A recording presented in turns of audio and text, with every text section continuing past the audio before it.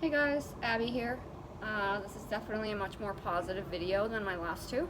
I'm making this video because my doctor called and said that I am cancer free, which is exciting, yay. The chances of it coming back are very slim in the first 5 years. If it does come back, we'll be able to tell based on my thyroglobulin levels, which is blood work. But they said the chances of it coming back are small. I gotta get checked once or twice a year.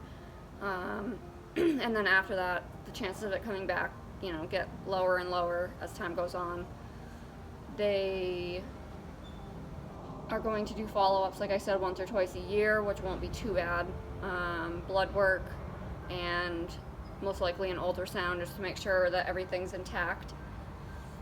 I'm still on the levothyroxine, which is 88 micrograms. So far, so good. My sleep has been better. I'm still waking up sweating really bad, but not every single night, just some nights. Besides that, I'm feeling well rested when I get up in the morning, which is a relief. I haven't really experienced the full extent of having this out yet, I don't think, but I feel like, as time goes on, I'm gonna have to adjust the medication and, just deal with what's to come in the next year as far as getting my levels balanced out. But other than that, I'm feeling relieved to know that this has gone out of my body. My parents are definitely relieved. They were like, oh yay, like super excited like I am. My incision site is still sore a little bit, but besides that, I've had no complications. There hasn't been any bleeding or infection or anything of the sort. I did take 2 weeks off, so I'm going back on Tuesday, the 8th, I think it is, the day after Labor Day. I'm glad I took 2 weeks because I've been resting a lot. I've been kind of getting back to where I need to be, which is great. A lot of people will go back after a week's time. I saw on their YouTube channels that they go back after a week and then they regret it. They get halfway through the day and they're like, no, this is too much for me.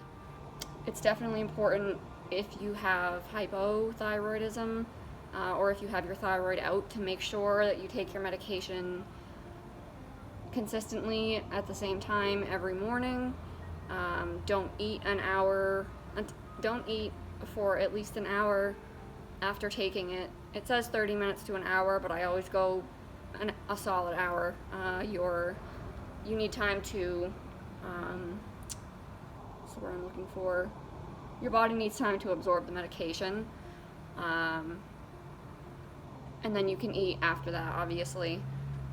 It's definitely tough getting in a routine of waking up in the morning and taking this medication and then having to wait an hour. I'm definitely going to have to adjust when I go back to work because, I'm going to have to get up in the morning a little earlier if I want to have breakfast in time. Usually I just get up a half an hour before I have to go to work and then just zip out the door. In this case, I'm going to have to give myself an hour buffer. Either that or I'm going to have to change my routine up and just bring food with me to work and eat after an hour's time has passed. If you have your thyroid out, you have to take the medication no matter what, really consistently. It replaces the hormones that your thyroid was producing. I'm definitely really happy right now. Like I said, I know there's going to be times ahead that are going to be rocky. I'm definitely thankful for the support system that I have had over the last couple of months dealing with this journey. It's definitely kind of a scary thing to have happen to you.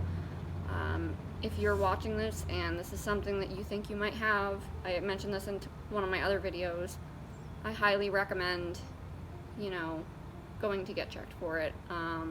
When I made the video, my first video before I went to get surgery, I was exhausted. I was just like, all right, I need to get the surgery over with and I need to get the video done because I feel like it's a great way to look back and for others to see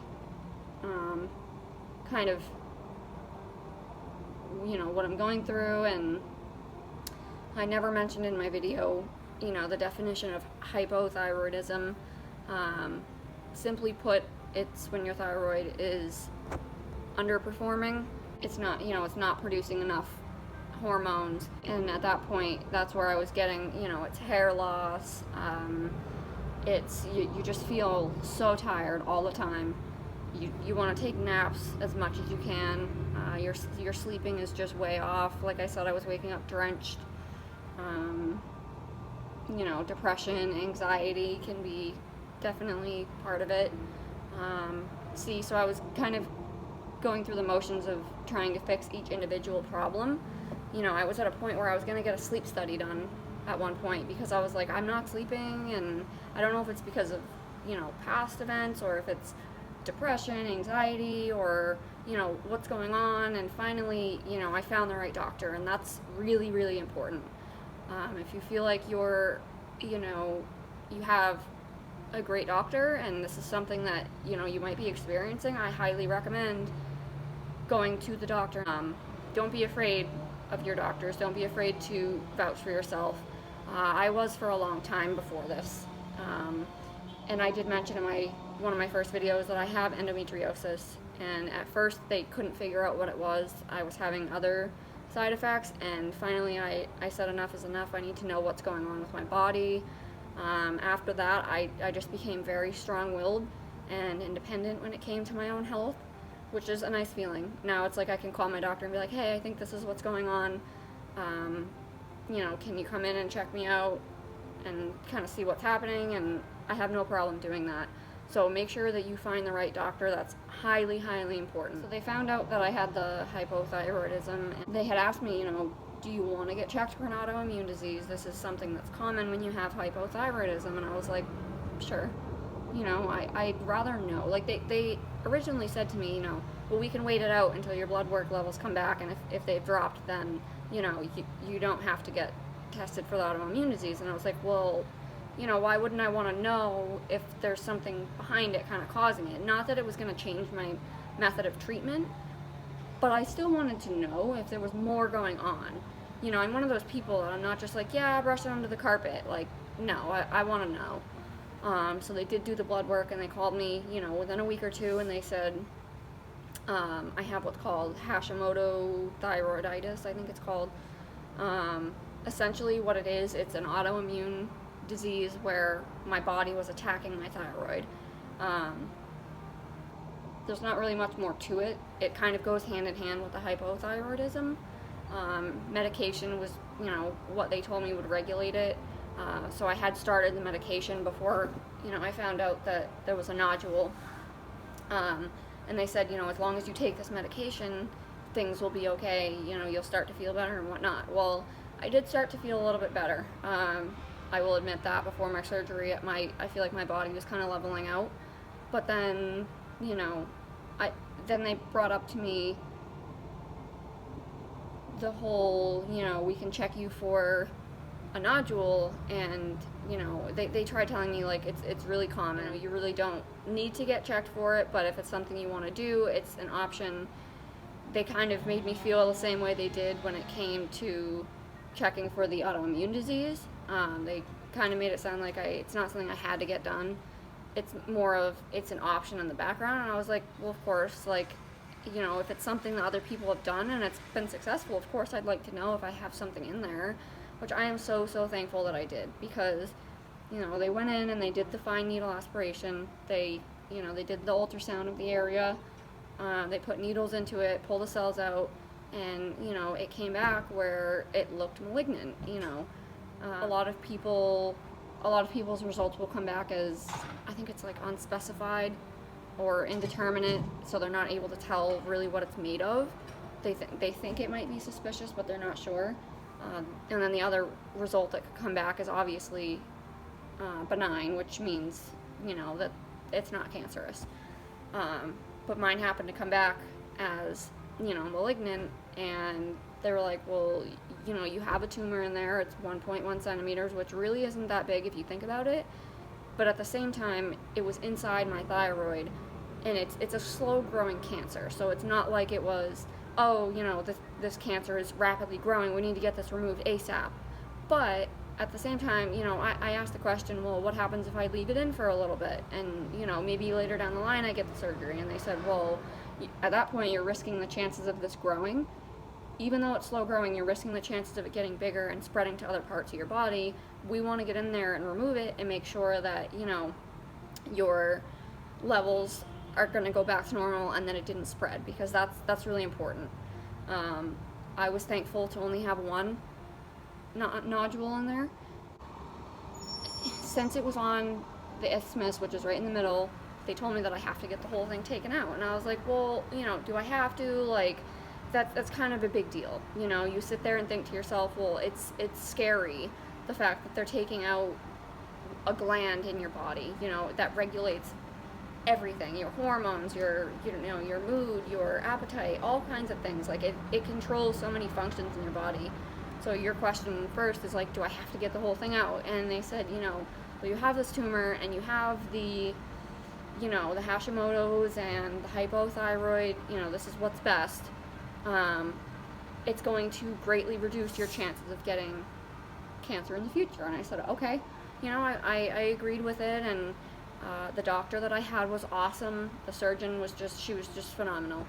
I went to Dartmouth Hitchcock in Lebanon, New Hampshire. I saw Dr. Sorensen. She, like I said, she was great. She answers all my questions every time I call, or I can send her like a patient portal question. She gets right back to me. They actually showed me a picture of my thyroid and said, you know, the details that they put into the reports are just great. You know, I'm able to understand everything. I felt well taken care of by all of the doctors there, and I'm thankful. I thanked them all. Like, thank you for taking care of me the way that you did. I thanked my OBGYN because she was the one that found out that I had something wrong. That all comes down to making sure you're in the right hands. Make sure you have the doctor that you feel comfortable enough to call and say, hey, this is what I think's happening. Something's not right with my body. Don't be afraid. I definitely was for a long time, like I said, and, you know, I'm so thankful that I ended up vouching for myself, and, you know, I'm at where I'm at today. You know, I'm feeling good. I'm happy where I'm at. Like, it's a lot of stress off your shoulders when you figure out what's wrong and, you know, get it taken care of. You know, because at this point I'm able to at least go to sleep at night knowing, okay, this horrible thing is out of my body. Yes, it could come back, but I'm gonna live day to day and kind of, like, you know, take things one step at a time. I can't sit here and think to myself, oh, well, what about next year? What if they find another nodule? No, I'm not going to think like that. I'm going to think, okay, I had stage 1 cancer and I survived. You know what I mean? Like, I'm a survivor now of cancer. I still want to be here and, you know, eventually have a family of my own and, you know, be able to tell my story to as many people as I can. I'm going to, like I said in my first video or my second video, I'm going to make some diet changes and just kind of, you know, stay on the medication every morning. Regulate my system out, and, you know, hopefully things go smooth. Again, I urge anyone to reach out to me with any questions, comments, or anything for that matter. I'll try to answer them to the best of my ability. I'm not a doctor. I can't, you know, pull out everything, but I do know a lot now. I did a lot of research. I watched a lot of YouTube videos, and I'm thankful. So this is the incision today. It's looking pretty good. They said after 2 weeks the glue is going to fall off, so that's exciting. We'll be sure to put another YouTube video out there. You guys have all been great. Thank you for the support that you guys have sent over to me. It means a lot to me, for sure. Thanks for watching.